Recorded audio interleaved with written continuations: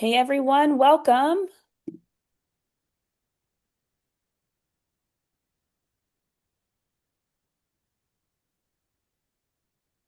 We're going to give it a couple minutes to let people trickle in.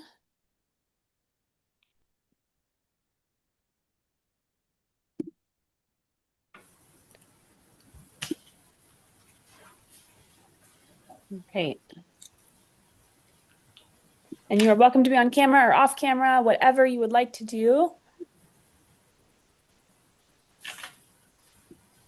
right, I'm going to give it until 2:02 or 4:02, depending on where you are, or 1:02.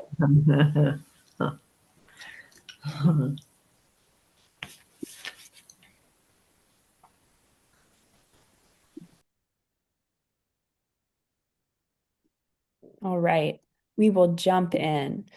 So, first of all, thank you everybody for coming to join today. I'm Ashley Arnold. I am the run club lead here at 6 Minute Mile. And so, just like a little bit about me, I've been a runner since high school. I'm a sprinter turned trail runner. I also love road running. So, I'm just someone who loves every facet of running all around. And I'm currently in the build back up to running since I had my second kiddo in April. And also, speaking of kiddos, I do have a sick kiddo here at home. So if you hear anyone coming over, that's what's going on. He may join me for part of this call. So really excited about what the content that we have today from Greg, all about injuries, easy strategies to eliminate injuries. He is a wealth of information, so really excited to go through the presentation today. I'm going to turn it over to Greg to talk more, and at the end, once he's done, we're going to open it up to questions and answer questions. You'll be able to raise your hand, actually ask the question, or put it in the chat, whatever you prefer when we get there. And then following the questions, we'll go through a little bit more information about the 6 Minute Mile Run Club, how you can join, what you can expect, some of the benefits for being a part of the club. So with that, I am going to turn it over to Greg. Thank you, Ashley. Hello, everyone. Like she said, Greg McMillan. I've been coaching for over 35 years now. Everyone from beginning runners to Olympians, aging runners, Boston qualifiers, pretty much everyone I've had the opportunity to work with, which has given me a lot of good information that can help a lot of people. And the thing I wanted to talk about today was running injuries. I'd ask you to raise your hand if you've been injured, but I'm sure you're going to because you're a runner and runners are almost always injured. So, Sean, if you'll move us to the first slide here. This idea really started because when I started coaching, I really was on a mission to remove injuries from my runners. Because for years, 50 to 60% of runners got injured every year. And to me, that just seemed insane that so many people were getting injured, and we must be able to figure this out. So, luckily, with some of these strategies, the athletes that are using the training, like is in the 6 Minute Mile Run Club, that injury rate has plummeted to less than 8%. So, I'm really happy that we've been able to use some strategies to help athletes stay injury free. It doesn't matter if you're a new runner, an aging runner, an elite runner, these strategies have worked with athletes I've worked with to really lower the injury rate. So here's how we did it to get this very low injury rate. Sean? So the first thing I did was in the training plans that I was designing, I really focused on the stress rest cycle. So you've probably heard of that, but essentially we stress the body with the training and then we recover afterwards. And it's during the recovery that we grow stronger. That is the benefit of the rest cycle. We focus a lot on the stress cycle or the training, but it's really the rest cycle that is the most important. And during that rest cycle, that's what allows the body to recover. What gets injured helps it recovers during that cycle. And there's a really important, I think it's the most important training lesson, and that is that the musculoskeletal system, so your bones, your muscles, your tendons, your ligaments, and your fascia, adapts slower to exercise training than your cardiovascular system. So your cardiovascular system, kind of your heart, lungs, all of that is really robust. And so it will adapt very quickly to exercise. But the musculoskeletal system takes longer. And so as a result, we have to control our training. We have to have more recovery than we feel like we should because the musculoskeletal system is taking longer to recover. So when I've designed the training plans, I make sure that we have plenty of recovery for your musculoskeletal system. And that occurs during the easy and recovery days. So if you want to take a step toward lowering your injury risk, then highlight in your training plan your recovery days and your easy days. Those actually are as important, if not more important, than the hard days, the big runs, the long runs, the workouts, because that's where you need to be very careful to remember that your body needs to recover. So with new runners, you see this all the time, right? They get into the sport, they start to love running. Suddenly, they're not out of breath. They want to go farther and faster. And then what happens? They get injured. And that's because the cardiovascular system adapts very quickly, but their musculoskeletal system can't catch up. So a lot of what I'm doing in the training is saying, okay, we need to always build in, have smart this recovery period in your training. So I encourage you to highlight those in your training plan as a reminder. Okay, if I take it really easy and I'm smart with my recovery on these days, I probably will reduce my injury risk. Number two, there, Sean, if you'll advance here, is set up your week for success. Now, you're runners, which means you're probably driven. I won't say type A, but you're probably thinking you are type A. You're driven. That's why you're successful in all parts of your business. That's what also makes you a very good runner. One of the negatives is you want to fulfill the training plan to a T. It bugs you if you don't complete it as it's written. But if you want to reduce your injury risk, you need to look ahead and plan around stressful days in your life. So a lot of times you'll know ahead of time, oh, I've got a big meeting on Thursday. Oh, but I also have this big run on Thursday. Well, as a coach, I would say don't put those two together. You're just combining stress with stress. That's double stress. So that puts you at more injury risk. So why not move that run around? Move it to the day before or the day after. Make some adjustments in your training schedule so that you're not stacking life stress and running stress, the big stuff all together. It's a little smoother. And you can do that. It sometimes is a really challenge for our people that want to just do it to a T. But if you get more comfortable with massaging your plan and just accepting that we got to build this around your life, that stuff happens. Most of my athletes, I would say 25% of the weeks in a training plan, so one out of every four, we're making some adjustment like that because life happens. You know, Ashley was just saying she has a child at home that's sick. She probably didn't plan on that for today when she had a webinar schedule. So these things just happen. We need to accept it.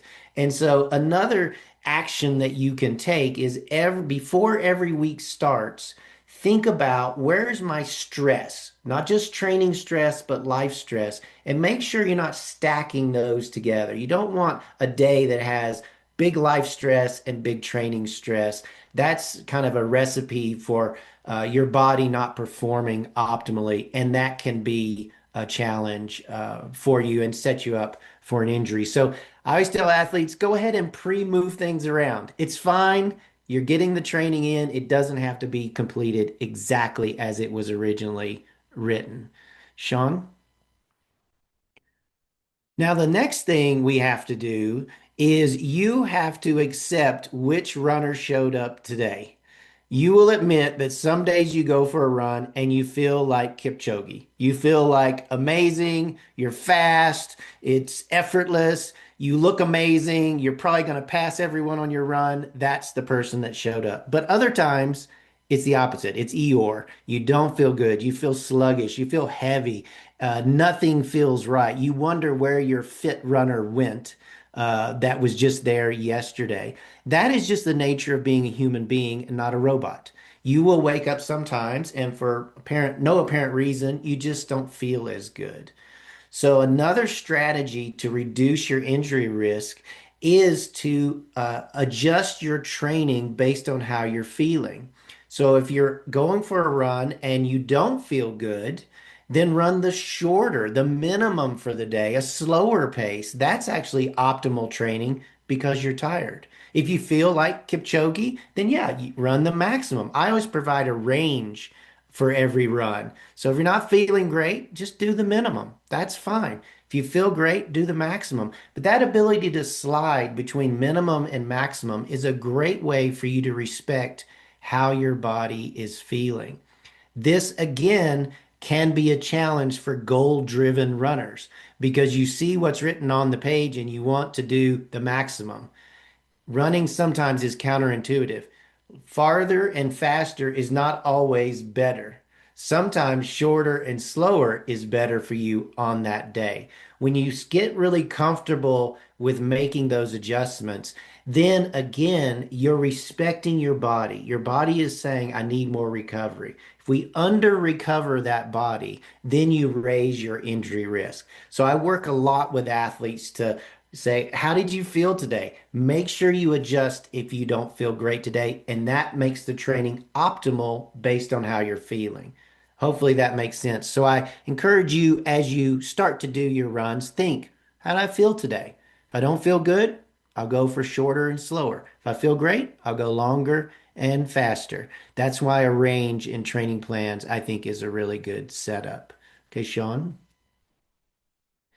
The next thing that I do a lot is I plan what I call down weeks. Sometimes you'll hear it called deload weeks or de-stress weeks, but essentially it's a 15 to 25% reduction in your training volume. So mileage, for example, every third or fourth week.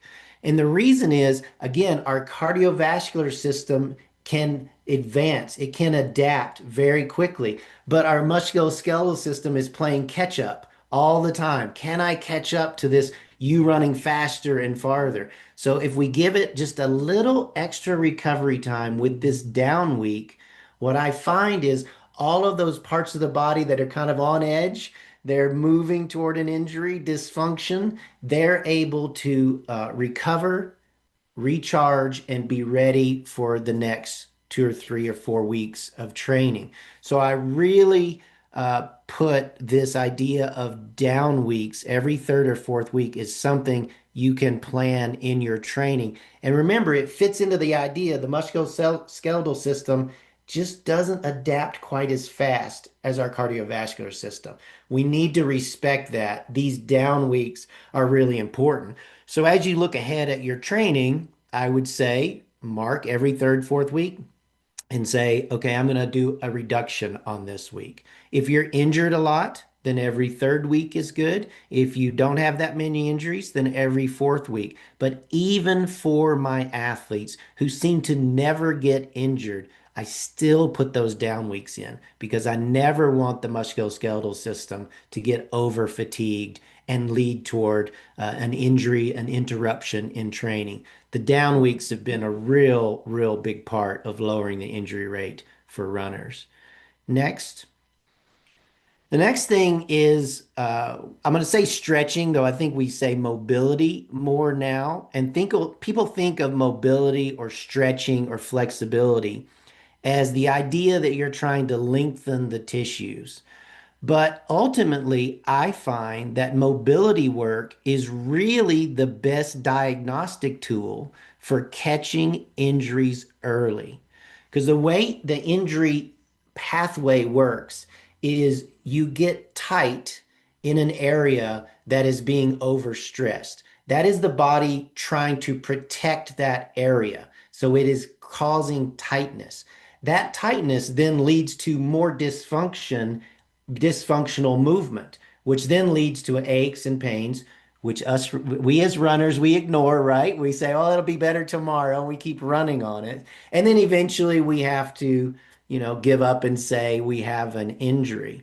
So what I do is I really like mobility work as a way to catch those injuries early. If you find something that's tight, you're not trying to necessarily get looser. You're trying to find those tight areas. That's a red flag that that area is overstressed. So your action item for this is to research active isolated flexibility or rope stretching or Wharton stretching, any of those terms, you will see a lot of different movements that can be done. Those are really great for finding those tight areas. And you'll be surprised because sometimes you won't feel a tight area while you're running. It hasn't yet moved into an ache or a pain, but it will be tight and you'll discover it by doing your mobility work. Then you can address it, right? So that is, to me, the importance of regular mobility work. Sean? The next thing that I've been doing is including strength, core, and mobility directly in the training plans. So sometimes we separate them, right? And we're like, okay, there's training and then there's my others type of stuff. But if you kind of make them both have the same weight or importance, it makes a big difference. And a little bit of that goes a very, very long way. It can be overwhelming when you look at the routines that runners do, right? If you're not a gym person, then you can see them, doing 30 minutes, an hour of different prehab type exercises. But you don't have to start that way. You can sprinkle in one, two, or three exercises that are specific for the area that you find gets tight. How many of you have the same running injury over and over and over again? That's usually what it is. It's one side of our body, it's one body part, and that's the weakest link. So start, of course, with addressing that. One, two, or three exercises that target that particular area. That's the most important thing. And then you can begin to add to your routine as time allows, or as you begin to work a little bit above the injury or below the injury to really make yourself a durable runner. I even built in a lot of the plans targeted injury fix routines because a lot of people have hamstring issues or they have knee issues or they have issues with their feet and their calves, or maybe they got hip issues or core issues. Any of those routines are great for these athletes because it just begins to make their body able to handle the training they want to do. The other thing, and this is difficult for a lot of runners, is you need to become a nip it in the bud runner. So most of us are not that way, right? Nip it in the bud means, oh, I feel something. I'm going to reduce my training immediately for the next 2 or 3 days to make sure it doesn't advance. And then I will ease back into training. What do most of us do? I'll ignore it. I'll ignore it. I'll ignore it. That's what we do. So really, part of your advancement is I'm going to be that type of runner because I'd rather sacrifice 2 or 3 or 4 days of reduced training as opposed to having 2 or 3 or 4 weeks of not being able to run. You would trade that almost every day. So your action item for this is to pick out three exercises that address your commonly injured area. Just find something that fits into your life. Make sure you can do it anywhere. A lot of times with runners, we like to run. That's what we want to do. We don't all want to go to the gym and do all this other stuff. So make sure you pick something out that you can do at your home with the equipment you have that addresses that particular area. At minimum, if you do that, it helps reduce your injury risk. Okay, Sean. The next one is love your body. You have to take care of your body. One of the things that happens in running is that your body is constantly in this state of tear down and repair, tear down and repair. That's the sort of training process. So you need to have a self-care toolkit. How many of you have like a foam roller or the massage gun or any of those things? It's great to have those. Make sure they don't get dusty.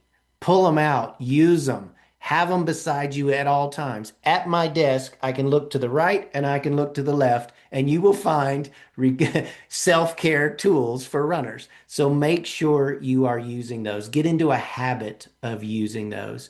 Also, get professional care. Find the running healer in your area. Talk to other runners. There's usually somebody that everybody goes to who knows how to treat runners. Try to find that person and get to know them.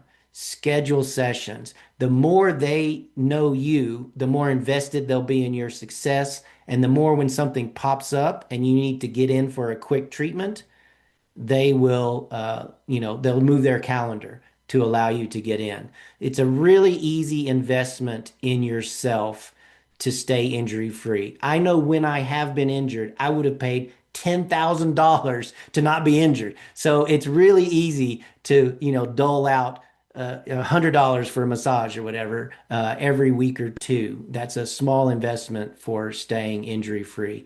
So a good action item is find that healer and set up an appointment. Start that process if you don't have that person already in your world. Sean?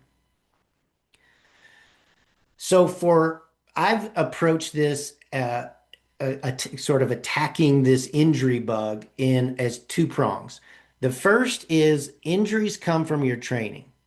So the immediate fix is to adjust your training, as I've mentioned, right? You can do that immediately. You can immediately move things around in your training to reduce the likelihood that you will get injured. You can immediately run slower and shorter when you're not feeling good. You can immediately address some of these things. Take a down week to allow your musculoskeletal system to repair and be ready for the upcoming training. That is something you can do immediately. So I really encourage you to feel empowered to make those decisions because you probably have your inner coach is telling you, oh, I shouldn't go for that run or I shouldn't run as fast. Listen to that inner coach. That's something you can do immediately. And then the other part is a more long-term strategy. Building a durable body takes time. And that's why I like to focus on the training changes, which you can do immediately while you're beginning to build a durable body. The first thing you have to do is create a habit, something that you will stick with, and then give yourself 6 months. It's not going to happen overnight. You have to build your body. But if you make it a routine, make it a habit, then over time, you will become less and less at risk for an injury. You'll have a body that can handle the training you want to do. And that's the ultimate thing is we want to have a body so we can go out and do the training to help us achieve our goals. So with this sort of strategy, what I've explained to you, that has led to this incredible reduction in training with runners. And it's not complicated, is it? It's really just manipulating the training cycle, listening to your body and building your body take care of it. Just with some of those small things, it can really make a big difference in your training. And you don't have to spend a lot of time in the gym if you don't want to. You don't have to do crazy exercises. You can just be smart. And that's led to, I'm just so happy. I wish it was 0%, but I think it's really low compared to the norm because we make these challenges. So I wanted to pass that information along. Let's open it up to questions now that you may have about those strategies. Thank you so much, Greg. And I'm going to jump in, Jennifer, before you're first on the list. Thank you for raising your hand. Just emphasizing a couple of things that Greg talked about. The down weeks, I'll say firsthand, I have used that strategy numerous times, incredibly effective. So re-emphasizing the importance there. And also, he touched on mobility work and just how that's so much a part of plans that Greg provides, and in Run Club, like having that huge library of content to help to support you in mobility. It's so easy to be like, I have an hour. I'm going to use that entire hour to run, even if that means I'm going to sit immediately before and immediately after. So I love that you called out this idea of it doesn't take that much time to do mobility work. It's like that makes such a big difference in changing the way that your mind is thinking about that kind of thing. Um, okay, so with that, Jennifer, Thank your you. question. Well, first, thanks for all of this great info. My question is post-marathon. So I did Marine Corps on Sunday. I used your plan. It was so great. Now I am on your recovery plan, and I'm wondering when in the marathon training recovery cycle is it okay to incorporate sort of prehab stuff? I have kind of light core strength, hamstring stuff that I do, not like heavy weights or anything. When is a smart time to insert that and not too soon? Yeah, usually starting in the second week. So you have the first week, you're really just 100% recovery. I don't want to stress the body. If you're feeling fairly recovered at the end of that first week post marathon, then it's fine to add it back in, but add it in at a reduced load, right? Just ease back into it. If you're really beat up from the marathon, then wait another week or two. So again, like a lot of things, you kind of have to listen to your body and how you're recovering. But usually after the first week, the soreness is starting to go away. You feel like you can move normal. Then you can start easing back into your prehab routines. Great. Thank you. Yeah. And congrats on your big race. That was awesome. Oh, thank you so Yeah, I much. was so happy for you.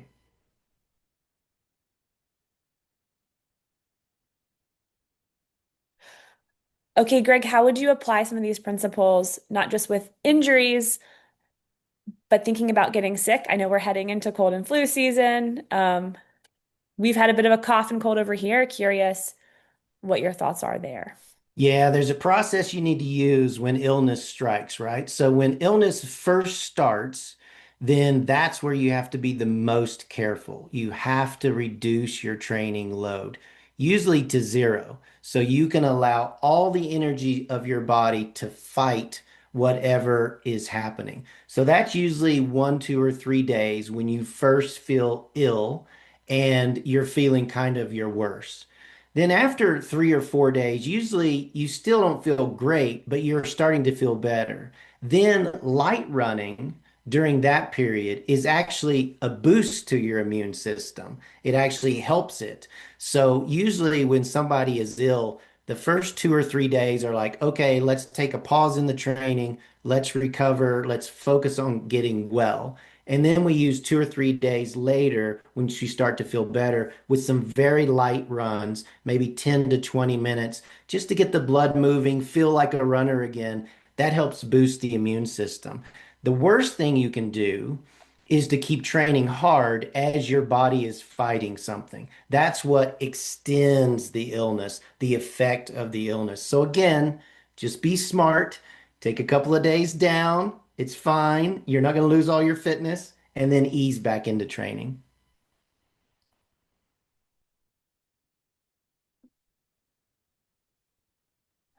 Okay, David, you have a message, a question in the chat. I know you raised your hand earlier. Do you want to come off mute and ask your question? Or sorry, no, I think I was just trying to give a shout out to Jennifer. I may have clicked the wrong button. I was trying to give her a thumbs up on her marathon finish.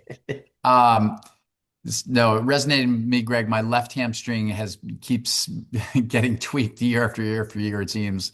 And are there two or three moves you recommend for healthier hamstrings, like leg curls, lunges? I just and full confession, I don't do enough to take care of my hamstrings and hope it just goes away and doesn't come back, but it always does. So, Yeah, so there's a few things that happen. Number one, usually with the hamstring, you need to first make sure that the nervous system is relaxing. So a lot of times with a tight hamstring, it's because the nerve is concerned about it, so it's holding it tight. And so the active isolated mobility or kind of the rope stretching or the movement type hamstring work is hmm. great for allowing the nervous system to calm down. So the first thing you have to do is get the nerves to calm down so they're not holding it so tight. And then the second thing is look at mobility in the hip and kind of the trunk area. Because a lot of times the hamstring is having to do more work because the hips are tight, they're unstable, or they're not working correctly. So doing some hip mobility is also very helpful. Low back, all of that is very helpful for the hamstrings as well. And then, depending on the severity, you want to go from isolated hamstring strength. So that would be like the leg curl that you described. So that's an isolated activity. It's unloaded. You're usually laying down while you're doing that. You want to start with those until you feel like your strength is pretty good. And then you want to move to integrated stuff. And that would be where you're doing more like single leg stance exercises. Some of those lifts where you're standing and exercising the hamstring. That begins to move it back toward more what you're doing when you're running, which is you're landing on one leg very quickly and then you're moving to the next one. So it begins to introduce balance as well as strength and stability. So it's kind of a stepwise program, but your situation is so common. It's the same area, it's the same thing, and we probably don't do that full cycle of things of let me make sure the nerves are happy. Let me then work on mobility all around above it and below it. And then let me work on strength in kind of a way that gets better. And then if you make some of those adjustments in your training, so you're never putting it at risk, you can probably go back in your training and be like, okay, what was I doing before it happened? And see if there's a pattern. And then you know how to adjust it. Great. Very helpful. Thank you. Yep.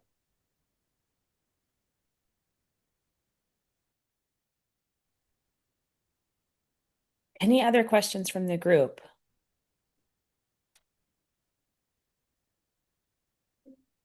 Debbie, if you have an injury and are training for a try, can you move to another sport? It's a great question. Definitely. Yeah. So as long as the exercises you're doing as cross training are not aggravating or slowing the repair of that injury, then it's perfect. Some runners are maniacs. And so if they can't run, they will go and they will cross train and suddenly they're doing a new activity really intensely for a long time. That's not helping the body recover. But if you can move to a different activity that is helpful in the recovery, does not limit it, I'm all for that. And I think it's a good way to keep you exercising and feeling like you're moving forward with your training as opposed to sitting on the couch having a pity party. Cindy, I see your hand raised. Hello. So I have a question about the deload weeks, where when you come off of that, the week after, then do you have to sort of ease into it, or do you just go right back into like what that week would normally look like?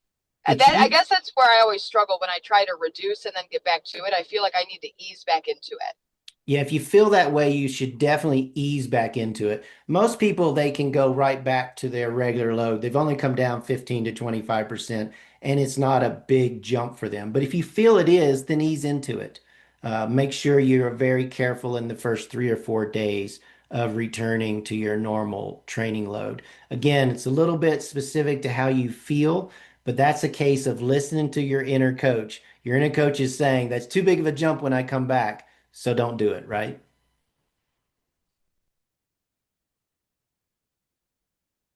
I think we have time for probably one more question before we move on to the next section here. This has been really great information, great questions so far.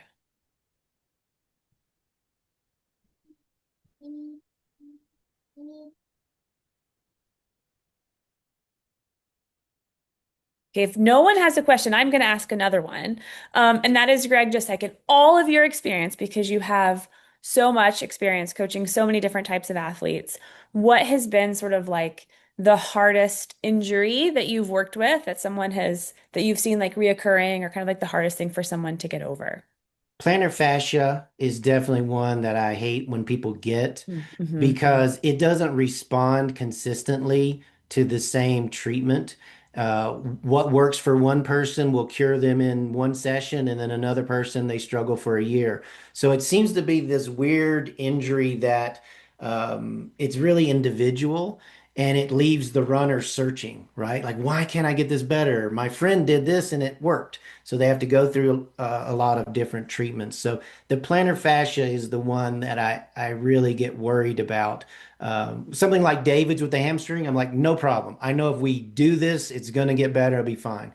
Plantar fascia, I'm like, well, let's try this and let's see. And if it doesn't, we got to try something else. and just help prepare the athlete for that. That's one that is the worst one. IT band is a close second. IT band syndrome is something you cannot run through, and if you try, it makes it worse. So for driven runners, it's hard to get them to just accept we're gonna have to take a little bit of a break here and do some other activities.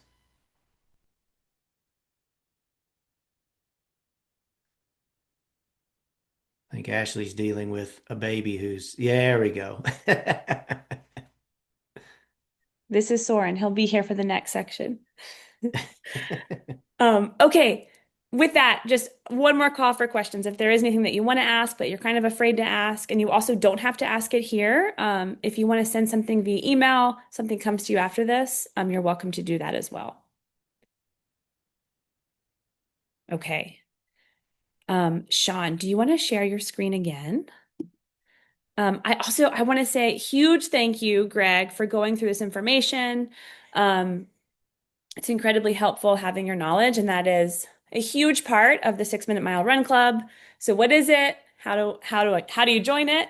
If we move on to the next slide here, first at the core, you're going to get training delivered from Greg himself. So a real human coach who here has, again, really great information, is available to answer questions, the best of the best, I would say. I know he introduced himself a little bit earlier, but you can see on this slide a lot of what he's done. 30 plus years of experience here with just a wide range of athletes.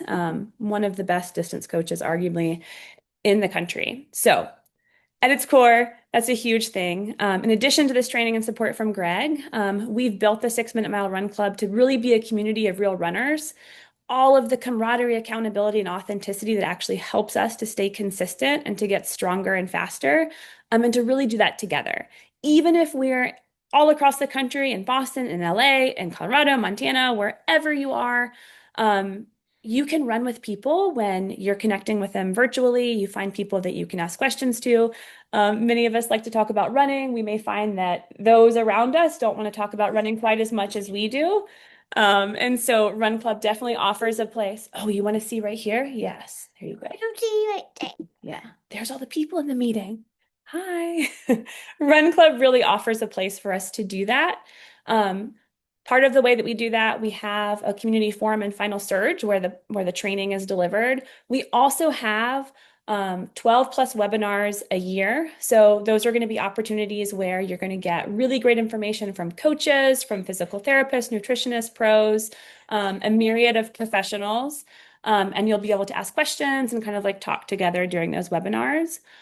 Again, with Greg, we have over 1,000 training plans from Macmillan Running to choose from to apply toward whatever goal you're working on. And then that 24/7 coach support when you need it, again, to ask questions, work through things. And then this all comes at the same price as a standard training plan, just like with a lot more value. So also within the Run Club, we talked about those webinars. We also have giveaways with some of our favorite brands and testing opportunities for gear.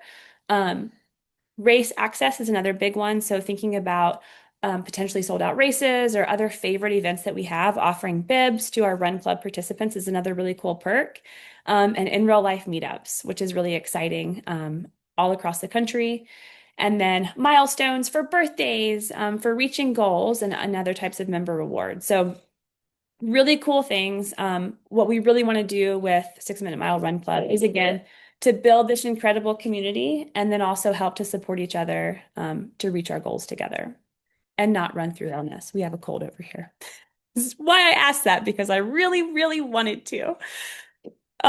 So we have had an overwhelming amount of interest. And so we really want to provide founding members, like those who wrote back. That's you all within that group from that initial email saying, hey, are you interested in being a founding member? Like, we want to offer you all a really special rate to be a part of Run Club now. So if you want to scan the QR code and sign up, that'll take you directly to the page. And we'll also send a follow-up email with that sign up link. And if you received my note earlier this week, the link is also included in that email if you miss it. So thank you all so much for your interest, for joining today. And let me know if you have any questions.